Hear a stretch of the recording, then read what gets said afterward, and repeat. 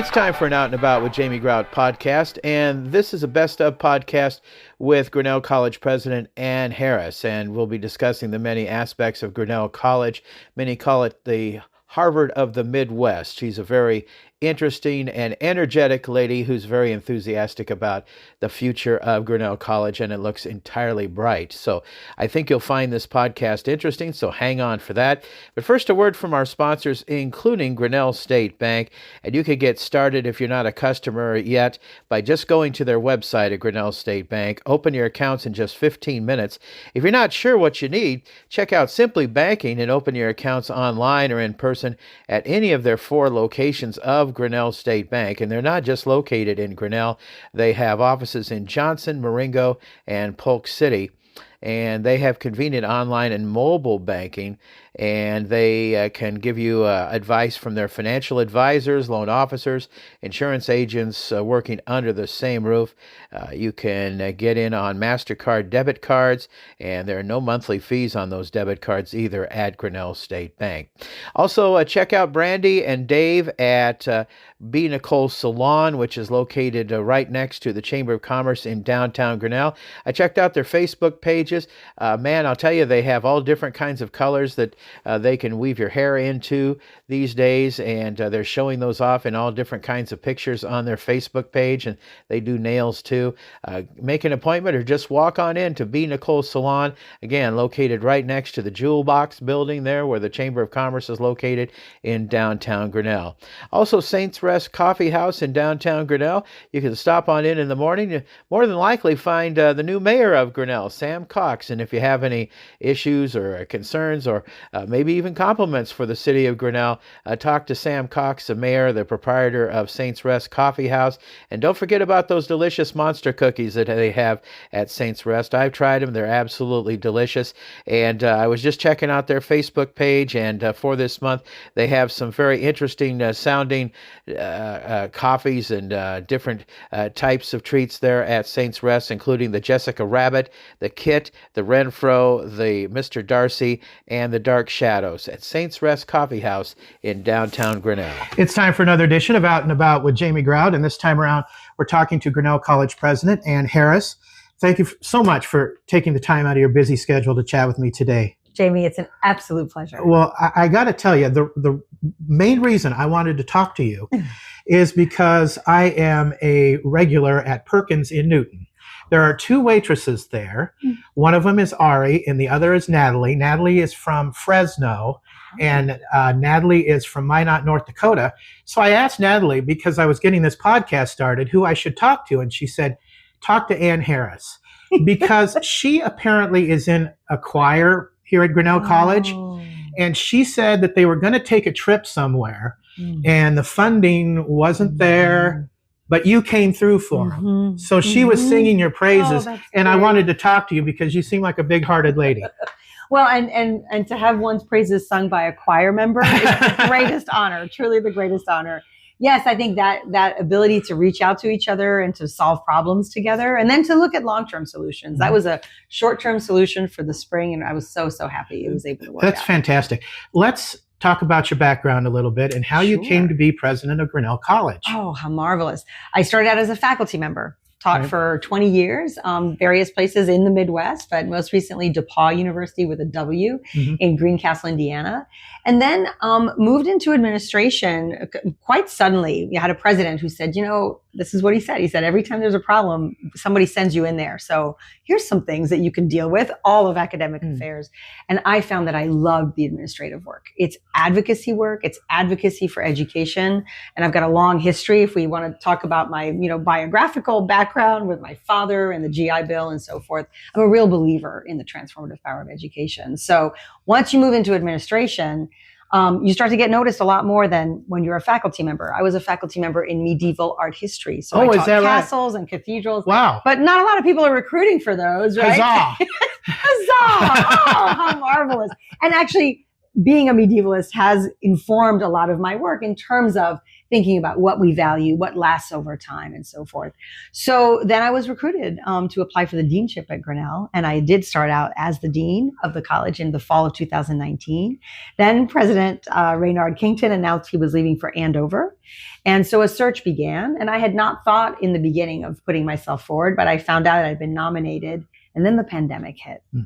And I will tell you, the very moment I was in Herrick Chapel with all the students, faculty, staff, we were getting ready to make this massive transition. It was spring break. We had to say, if you leave, you leave. If you stay, you stay. We didn't know what was going to happen in March of 2020. And in that moment, I said in my heart, I said, I so believe in this institution. I truly love Grinnell. If yes, I'm going to say yes and put my hat in the ring, as the saying goes. And then I was nominated and became president. So inaugurated in 2022, but became president July 14th in 2020. Well, congratulations on that. Thank you. Grinnell College has been referred to as the Harvard of the Midwest. Maybe out at Harvard they call it the Grinnell College of the East. I don't know. But how did Grinnell College earn that title anyway? What a great question. And I love that Harvard could consider itself the Grinnell of the East. I think that's brilliant. By the way, I've been to Harvard. Is that? Yeah. Yes. My right? sister lived in Cambridge, and I walked through the campus once. So it is like walking in history. It really it is beautiful. It really is beautiful. But anyway, I don't mean to interrupt. No, not at all. No. And in fact, you'll see some of our residence halls, if you walk around campus, have that kind of Harvard or neo-Gothic. This is the medieval part, right? The neo-Gothic feel. It feels like an old castle in some ways. So I will say Grinnell's place in higher ed is hard won. And there's so much courage to this institution. You have to think 1846.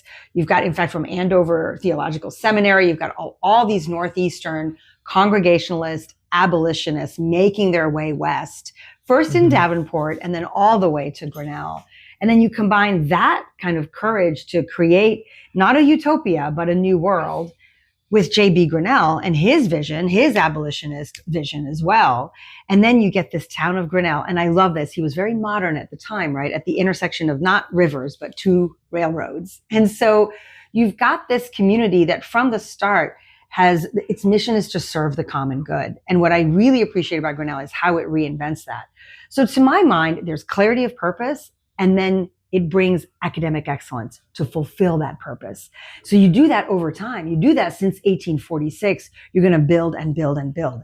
And then Grinnell just never stops, right? Grinnell keeps going all the time. So now you've got global Grinnell. 20% of our students are international students. We have a 4% admit rate for our international students. That is unbelievably competitive. At this point, it's a 12% admit rate for our domestic students, meaning from all the United States. But I think the real secret here is not so much those numbers. It's the fact that we have students this year from 47 of our 50 states. We're missing Wyoming, Delaware, and Vermont. And then we have students from, I think it's 65 countries this year. We have 72 languages spoken at the college. And when you bring, again, it's conditions of possibility, clarity of purpose, academic excellence, and all those different experiences in one space, you're going to shine a light from the prairie. You're going to get noticed because something incredible is happening here. And you see that in the research, you see that in the grants that we get, you see that in the innovation that our students and our alums do, and so forth. So that's the short version. Okay, great, Ann. Now, getting back to the waitress friends of mine who go to Grinnell College, they came here on scholarship from Grinnell College. Yes. How many scholarships does Grinnell College usually give out every year? Well, 95% of our students receive some kind of financial aid. Okay. So, and our financial aid budget was $77 million this year. So Grinnell has long believed in college access, has a large number of first generation students. In fact, there's an organized group of FGLI, first generation low income. This is the industry name for students who are coming into a college setting for the first time in their family. And of that $77 million budget, 85% is for need-based aid. So this goes directly into families who could not otherwise afford Grinnell. And then 15%, a smaller, much smaller percentage, is for merit-based aid. So students who can afford Grinnell and who also receive merit to then come to the institution. Okay. So that's how we all come together. So it's 95% of our students, we have 1,700 students. So everyone is really invested in by the college. All right.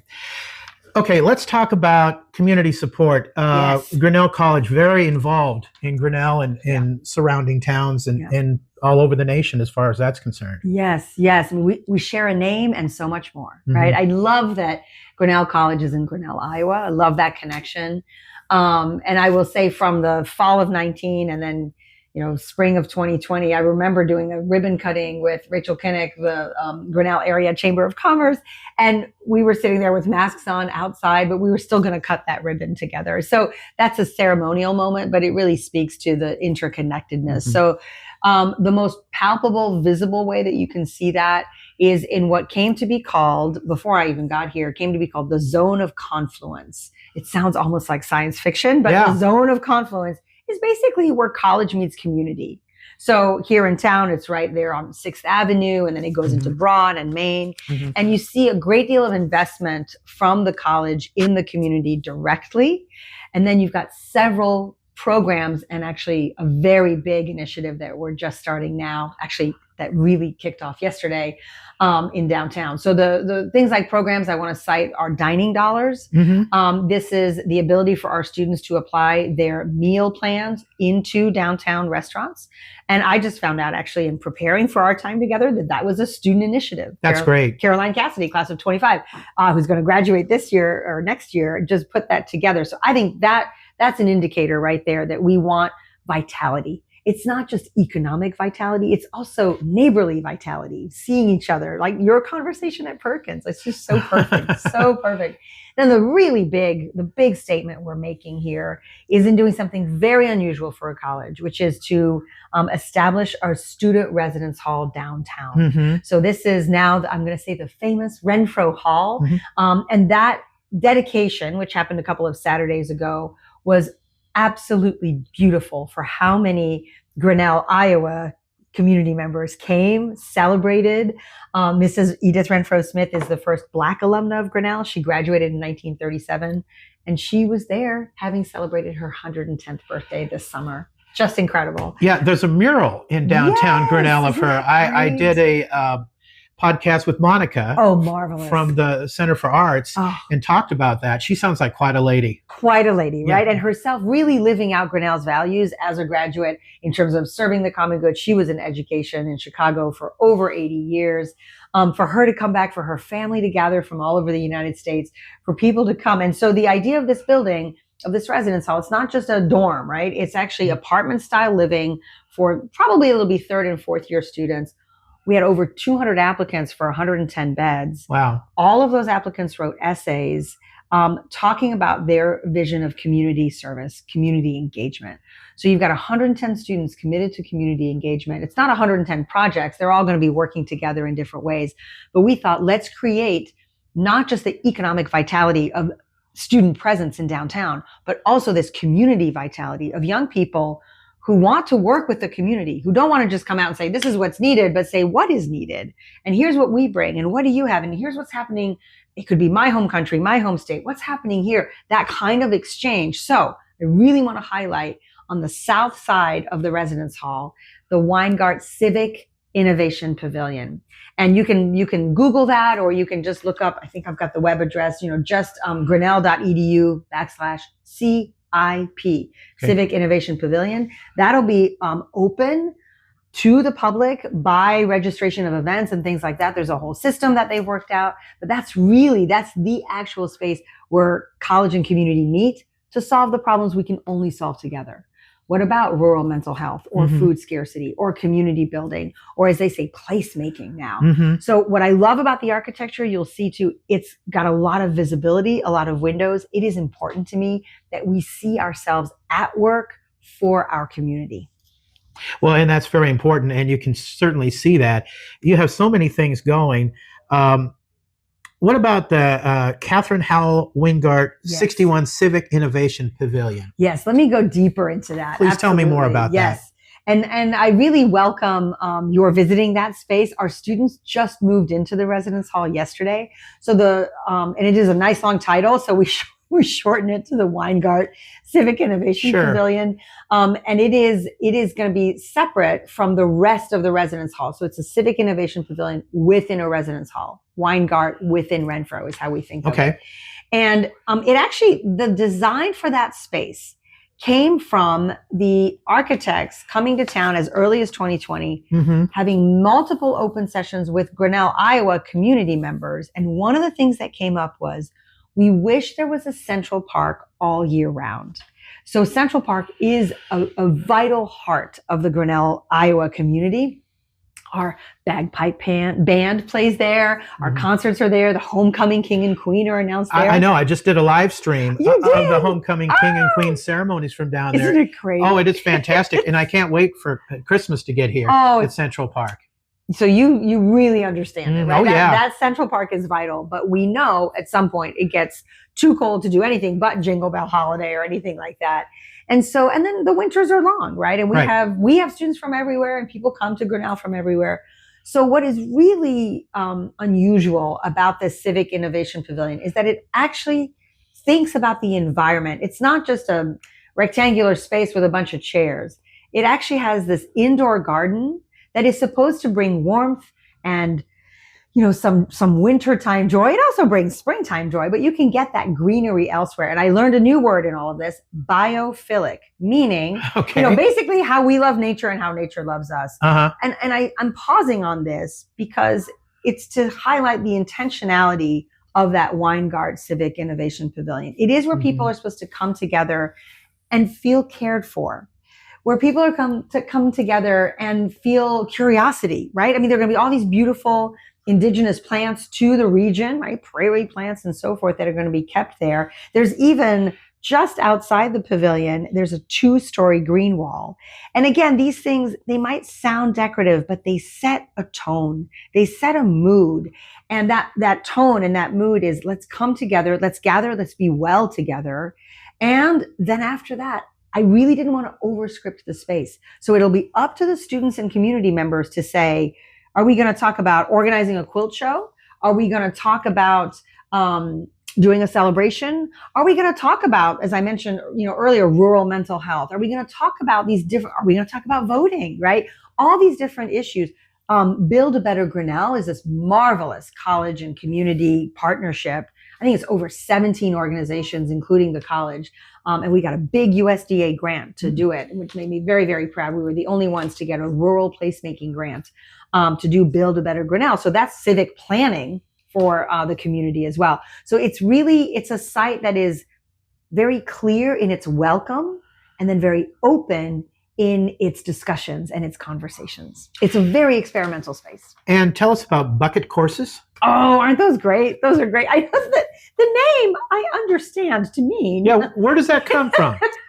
I think the name definitely preceded me, but I think it's, before one kicks the proverbial bucket, one might want to explore these topics. So this is the Drake Family Community Library. It's an absolutely marvelous thing that we partner with. We have lots of different partnerships to make this happen as well. They're free educational programs. They're held Wednesdays from 10 to 11:30. They are open to all. There are delicious cookies and lemonade. And I gave one on medieval art. Oh, right. Okay. So that's what I used to teach. Sure. So I gave one on medieval art. We had a marvelous, marvelous time. I see that coming up on the 23rd, our Vice President for Admissions, Joe Bagnoli, will be talking about Grinnell College admissions, building success and shaping the future. And I think that's a great thing. That's an inside look in how college admissions work, which can be a little daunting, when we look at all these numbers and so forth and all the competition across the land. And then we have Dr. Paulson, Protecting Our Night's Sky. That'll be October 30th. It says details pending, so maybe more things are to come. But I think that's a real sign of, we like to celebrate together in Grinnell, Iowa. We like to think together, and I have seen us problem solve together. I mean, look at us during the pandemic, right? The partnership between the college and the hospital, the college and the city, of course, the city and it was just incredible. And let alone the derecho that also happened in 2020. So I'm glad you brought that up, because those bucket courses are a real sign of how we like to think together. And let me tell you, the questions from that audience are terrific. Right? People are eager to learn, and I always learn when I'm in those spaces. Actually, I can't wait to do another bucket course. Let's talk about extracurricular activities for Grinnell College. I hear much about your sports teams, and maybe we could talk about that and whatever else extracurricular wise we could discuss today. So one thing I want to establish is that all events all extracurricular events, be those athletics, be those the arts, be those speakers, are all free and open to the public. Oh, that's great. So, and you never have to worry about parking. Yeah. Someone told me the other day, Grinnell College doesn't really charge for anything. No, I mean, that's free. a great thing about coming here. Yeah. And that's a commitment. That's a real commitment to the community. I think we're always working to open the doors, ever wider. So Tilly Woodard over in the Grinnell College Museum of Art, which is celebrating its 25th anniversary. I think that's terrific. She'll open the door. She's got lots and lots of school programs that come through there and so forth. So I would really highlight the Museum of Art. It's a good space to go. I don't know the schedule, but I believe it's at the noon hour. There's often yoga in the museum. I got to get over there someday.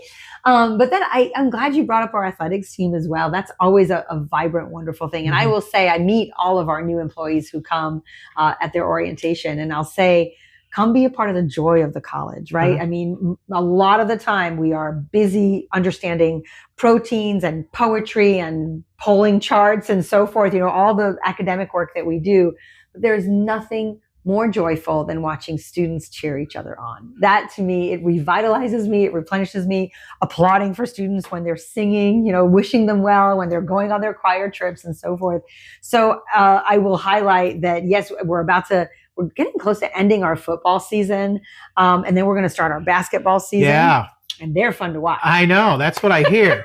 Especially from the 3-point range and all that. Man, fantastic. They have an excellent t-shirt. This is the men's basketball team who do train themselves very well to shoot those 3-pointers. And the t-shirt simply says 3 is greater than 2. Oh, I love it. But they have a really good time. And that, I think, I'm investing a good deal of my energies in promoting spectatorship. So just coming out, be we faculty or staff or students coming out and, again, cheering each other on. And the team's about 25% by the time they graduate, but 50% of our students, they're all involved in athletics, they're involved in the arts and so forth. Our theater program is phenomenal, very experimental, doing all sorts of new things. I went to a performance a couple of years ago where it was always an audience of one. Oh, can you imagine? And so the play lasted about something like 7 minutes, and it was one person at a time that would go through. It was wild. It was so fascinating. Wow. Isn't that great? So they're always doing something new there. And then I would very much highlight our music program as well. Just beautiful space. And nothing lifts you like song. And I'll tell you a little something that happens at Grinnell that I just adore. The very last day of classes, so right before we start our exams, at noon, there is the Hallelujah Chorus that is sung in Bucksbaum, the open space in Bucksbaum. And everybody just hands out the music. It doesn't matter if you can sing or not.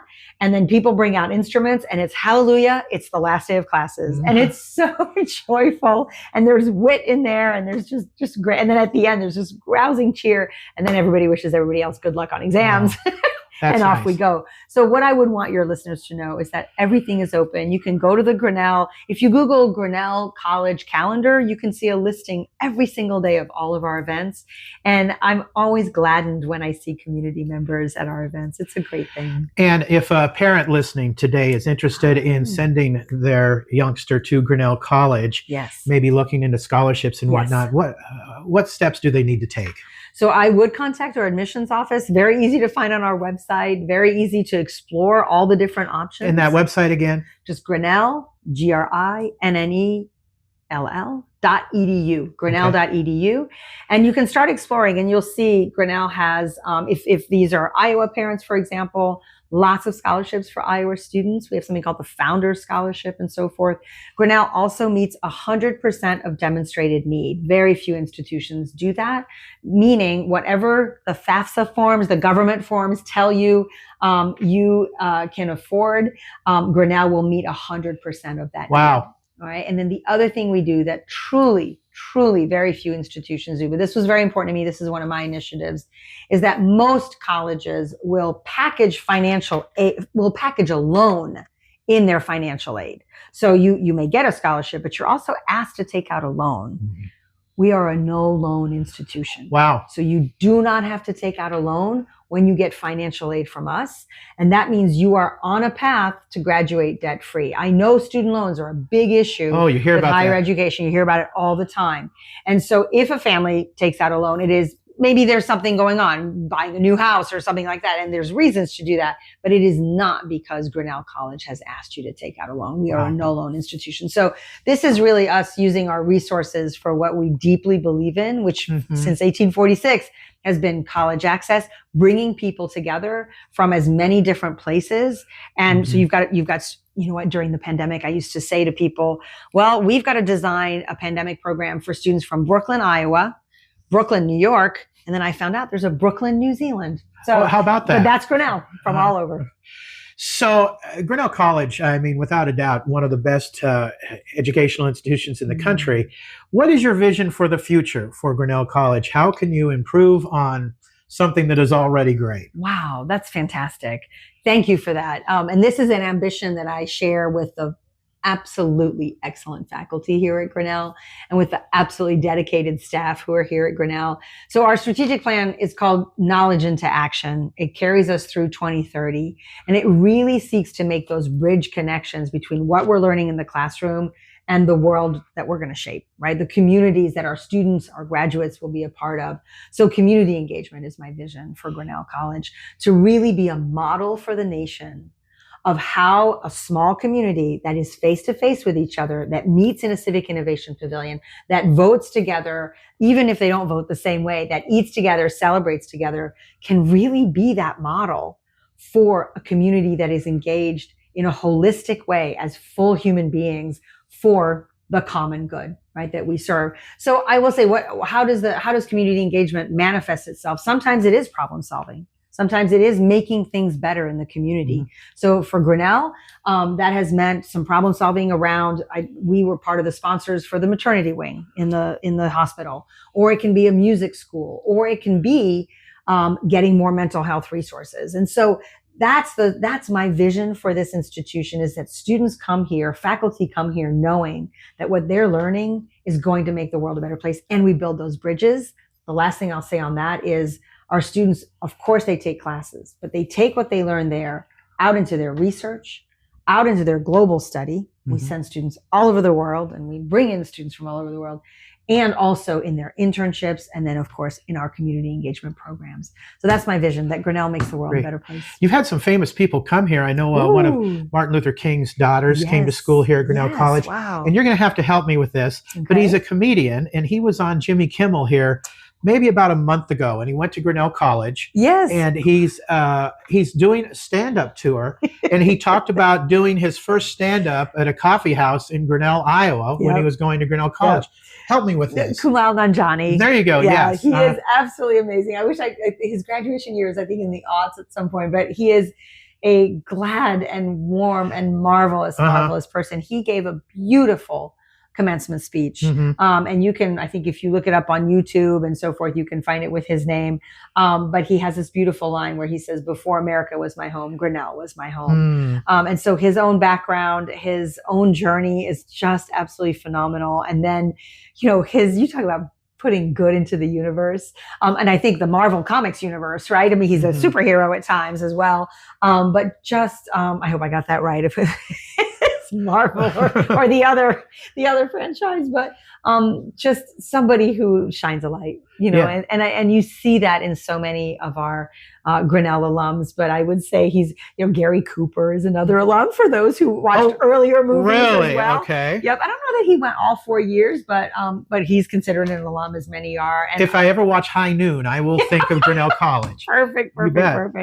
Well, and then I really do also want to highlight Herbie Hancock, the famous jazz musician who came to Grinnell because of Mrs. Edith Renfro Smith. She was in the same Chicago neighborhood that they lived in, and she said, you should think about this marvelous place. So every time I hear Cantaloupe Island, which I recommend to listen, my heart gladdens every time. As we get ready to wrap up our talk today, what makes you most proud to be president of Grinnell College? Oh, wow.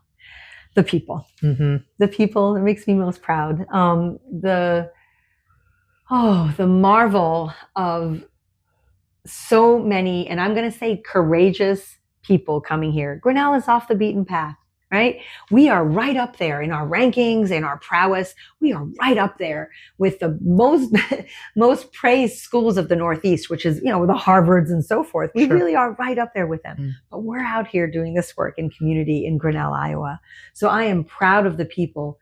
If you're at Grinnell, you've already shown the courage of your convictions to come to a place, not because of its prestige, but because of what it stands for. And you bring your experiences, your passions, your ambitions, and we see it every single day. We see it in the programs you and I have talked about today. We see it every time there's an artistic or athletic event. But that is what makes me most proud. That is why I will so often walk around campus. That is my why. They're the people. That's great. Anything else you want to add before we wrap up today, Ann? Just how very glad I am that you and I had this conversation. Yes. How very glad I am for the media to connect us all. You bet. are a community builder, so it's just my thanks. Well, thank you very much. Our interview guest has been the president of Grinnell College, Ann Harris, on Out and About with Jamie Grout. You can catch the video of this, the shortcast, a 5-minute shortcast on outandaboutwithjamiegrout.com. Until next time, out is out. See ya.